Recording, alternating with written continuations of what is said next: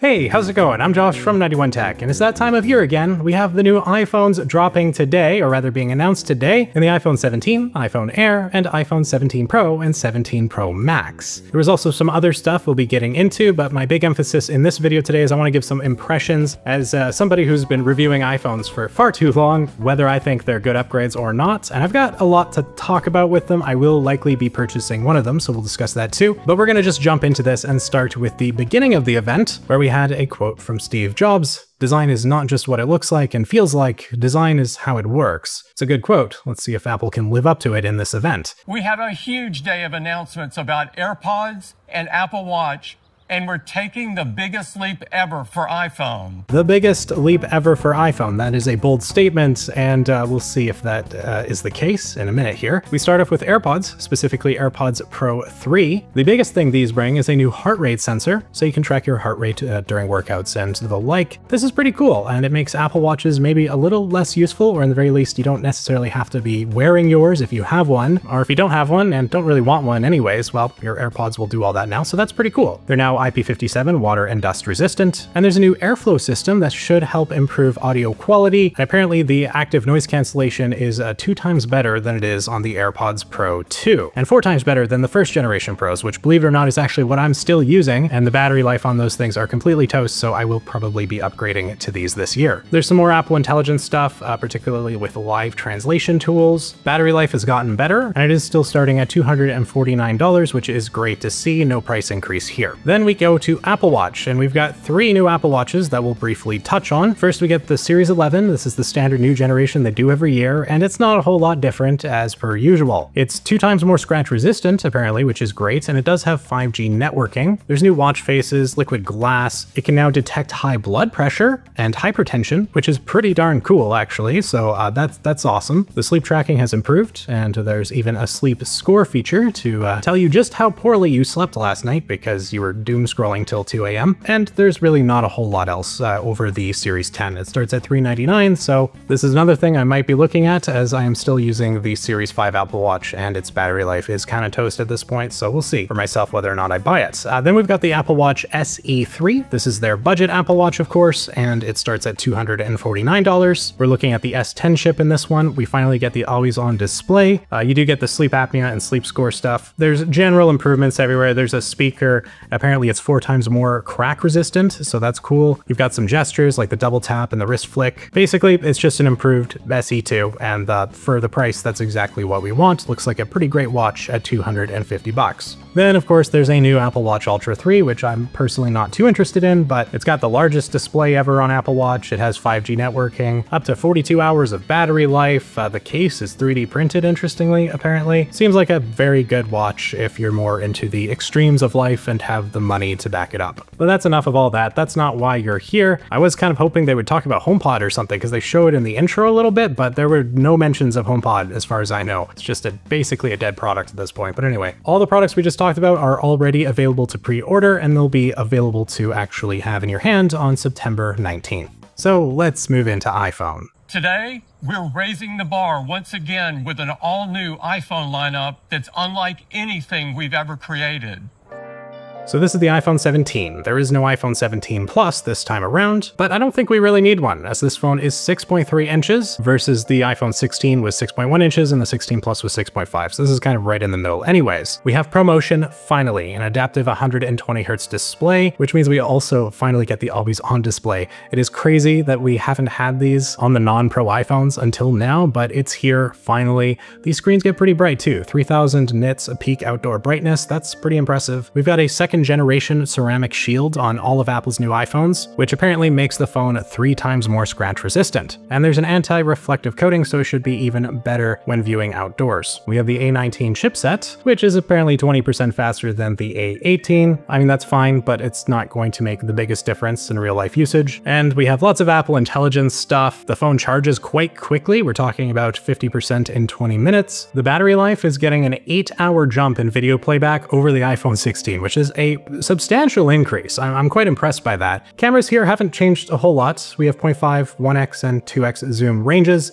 The way they presented the rear cameras are a little confusing, but it seems to be two 48 megapixel sensors like usual, one ultra wide, one regular. It's on the front where we see the big camera improvements. We're looking at an 18 megapixel front-facing camera for the first time on iPhone. And this is pretty cool with a range of improvements across the board. Stabilization's better, we've got center stage here. The overall quality should be a lot better. There's a range of modes and ways to take photos. You can take basically a horizontal photo while holding the phone vertically. That's pretty cool. And that's kind of it for the main improvements. It's very similar to the iPhone 16, but a little bit better. And it also starts at the same price, $800, but it has 256 gigabytes of storage instead of 128. So that right there, if anything, this phone is probably significantly better value than the iPhone 16 was, and that's great to see. But it's also the least exciting new iPhone. So let's move into the most exciting with the iPhone Air, something Apple did not do a one more thing for. I thought maybe they would, but they didn't. And I'm kind of glad they didn't, because while it's cool, I'm not so sure it would be worthy of the one more thing, you know? iPhone Air is unlike anything you've experienced before.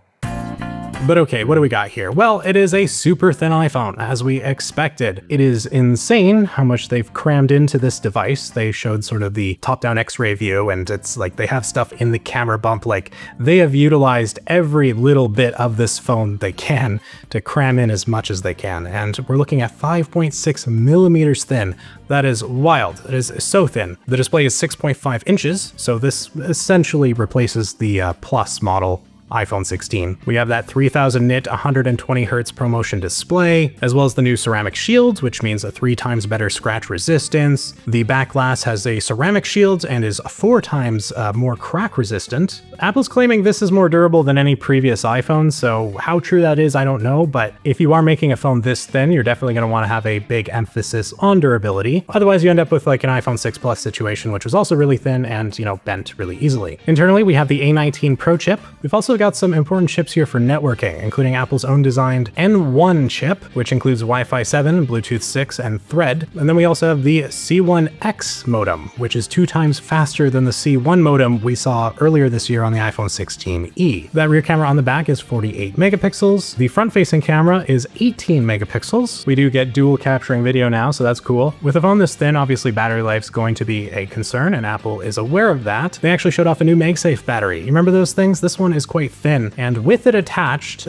this phone apparently can get 40 hours of video playback, which is really good. And the battery's fairly low profile, so it wouldn't be the craziest thing to have on your phone, but I do feel like it kind of takes away from the thinness of the phone to have to use that. So hopefully battery life without the extra battery pack will still be pretty solid, and it sounded like it will be. Apple's also got a couple cases, including one with a lanyard, which is kind of funny. We're going back to like, what was it? The iPod Shuffle had the lanyard. That was kind of cool. But that's sort of the rundown. This phone is basically really thin, and it's sort of a marvel of engineering. It feels like Apple's engineers are kind of flexing their muscles a little with this phone, and they are. It is very impressive, but I do have to wonder who it's for. It comes with 256 gigs at $999. That is a lot of money. $1,000 for this phone, a phone with only one camera lens on the back. I do have to wonder why you would buy this phone, but I guess we'll have to wait and see once they're in the hands of reviewers, what they think, and if it lives up to the hype or not. But let's move into the iPhone 17 Pro and 17 Pro Max, which are the phones I'm most interested in as a 15 Pro owner who's likely to upgrade this year. iPhone 17 Pro is by far the most advanced iPhone ever,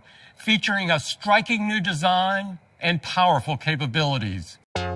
So Apple said they were redefining iPhone with the 17 Pro, but what we got I don't think is that crazy different. It looks all pretty good though. We've got this really cool unibody shell for the iPhone. It's all in one. The biggest battery ever in an iPhone. There's a vapor chamber for thermal management. This really is a pro phone, and you do have the A19 Pro chipset. We're looking at 40% better sustained performance than the 16 Pro, and that's big because, you know, iPhones, they do get hot. So hopefully this phone will kind of solve that. We've got that ceramic shield backing, which again is 4 times more resistant to cracks, as well as the ceramic shield 2 on the front. And the size of the phone has stayed the same at 6.3 inches and 6.9 inches for the Pro Max. And it took them a while to even mention the Max. The Max really didn't get talked about much at all.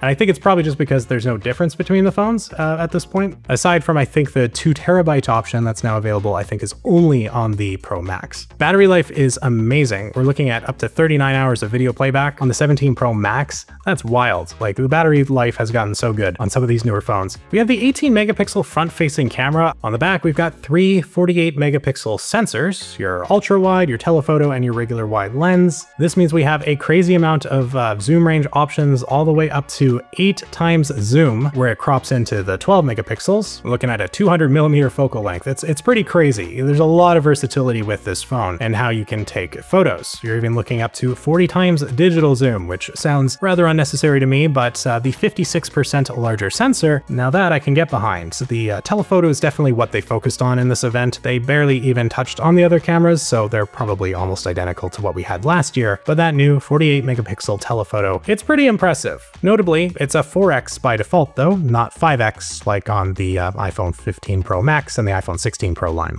We're also getting ProRes RAW video, so fully raw video. There's some cool stuff here like Gen Lock, where you can record with multiple iPhones, and a whole bunch of stuff there if you're into the more pro side of creating, I guess, but want to use iPhones instead of actual cameras. Some of this stuff for me, I think would be pretty cool. I probably would try it out, as you know, I make YouTube videos where I get this phone, so we'll see what happens there. They've got a new tech woven case, which is the new version of the fine woven, I guess, so hopefully it's a lot better. There is only 3 colors, which I was surprised to buy, but it's like an orange, a blue, and like a silver. I do really like the orange though. I think it reminds me of the Coral iPhone XR. So if I was to get one of these, I think it would be that one. It's unique. The phones start with 256 gigabytes. So the 17 Pro starts at $1099 and the 17 Pro Max at $1199 US dollars, of course. And while the Pro last year, the 16 Pro did start at $1,000, that was with 128 gigs. If you wanted 256, you would be paying the $1,100, and then the Max didn't even have a 128 option. So the prices actually for the Pro haven't increased at all. And this is quite surprising because it was rumored for a long time Apple was going to take advantage of this slightly bigger upgrade this year to raise prices, but they really haven't. I guess the Air, you could argue, is more expensive than the 16 Plus, right? But considering how thin it is, I think that's maybe justifiable. Prices seem okay to me, although I do wish the Pros started with 512 gigs rather than 256, but that's just 256 is still probably enough for the vast majority of people. These iPhone 17 Pro models are the most advanced Pro models we've ever created. And this new iPhone lineup represents the biggest leap ever for iPhone. So that's basically it. 3 new iPhones, iPhone 17, iPhone Air, iPhone 17 Pro / 17 Pro Max. Initial takeaways. First, I'm worried about the naming scheme for these iPhones. Now we're looking at iPhone 17, iPhone 17 Pro, and iPhone Air. So next year, are we looking at iPhone 18, iPhone 18 Pro, and iPhone Air 2? Because a few years down the line, that's going to start to get kind of confusing. When we're on like the iPad Air 4, sorry, iPhone Air 4, I'm probably going to make that mistake a few times. Anyway, that's just an aside. Apple with their names always bugs me, so it's fine. iPhone Air, it's cleaner than iPhone 17 Air, so I'll take it, that's fine. But I do wonder who that phone is for. $1,000, it's more money than the iPhone 17, but the iPhone 17 is arguably, in a good few ways, a better phone. It's got a second camera lens, and maybe it's not as exciting, but it's certainly got to be more practical. The iPhone 17 Pro, I didn't even mention the new design now I'm thinking about. The design is slightly different with the camera bump. It's reminds me of the Pixel, to be honest, as well as the new ceramic shield and everything, and I think it looks all right. I don't think it's necessarily a whole lot better than the old ones, but I don't think it's worse either. It will probably look really good in person. That's usually how these things go. There's just a bit of an adjustment period. When you first see it, you're like, oh, that looks kind of funny, but then you get used to it pretty quick. I do like the orange color. This is probably the phone I'll get. I'll probably get the iPhone 17 Pro. I'm gonna give it some thought, but the cameras, I'm quite excited about. The new video features seem pretty cool. I think the big thing for me at this point is just that there's not a whole lot changing year to year anymore, and while this is one of the biggest iPhone upgrades on paper we've seen in probably a few years, it still doesn't feel that crazy to me. I'm not that hyped. Not that excited.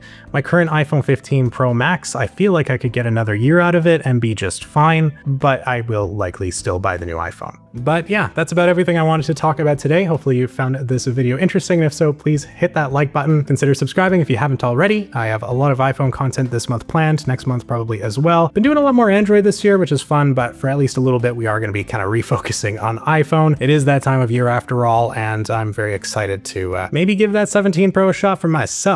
We'll see. I'll probably have an iPhone buying guide coming out relatively soon. And for now, I would really like to hear your thoughts in the comments down below. What do you think of these new iPhones and the other products as well? Are you going to be buying anything that was announced today? What do you think of the Air? Was it worth the hype? Really curious to read all your comments on this stuff. So huge shout out to the channel members. Thank you guys so much for your support. It really does mean the world to me. Thank you all so much for watching. I'm Josh from 91 Tech, and I will see you all next time.